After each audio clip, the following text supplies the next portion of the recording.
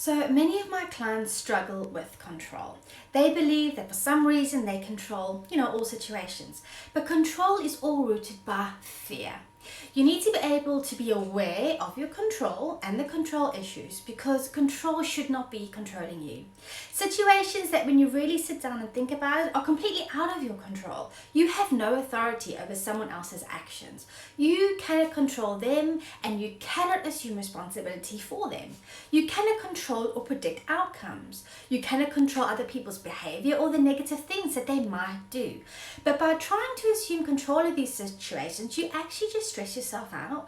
You then start to feel overwhelmed, and then this filters into problems with trust and perfectionism and all the negative things you don't want. And this then represents itself as anxiety or a fear of failure. So slowly control starts to take over your life and it sucks enjoyment out of everything. Many of my clients do need help with control.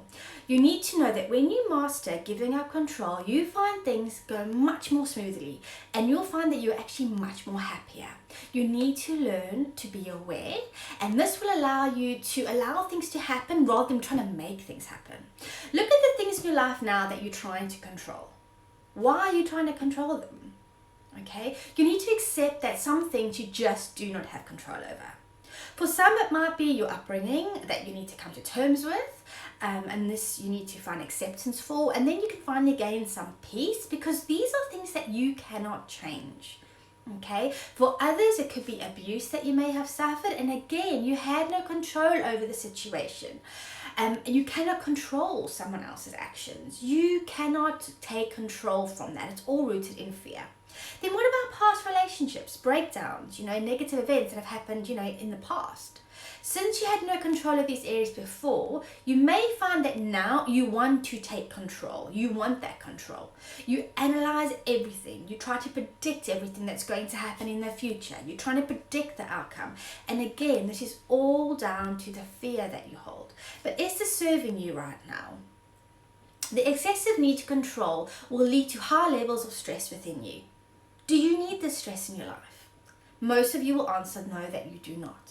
And this also extends to your fight or flight mode. The results will leave you exhausted and you'll feel, quite overwhelmed. You'll feel like you're suffering. You'll have anxiety. You have depression.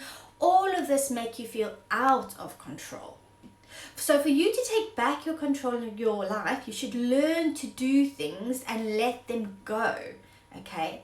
And I will try and help you with ways to do this in the upcoming tutorial.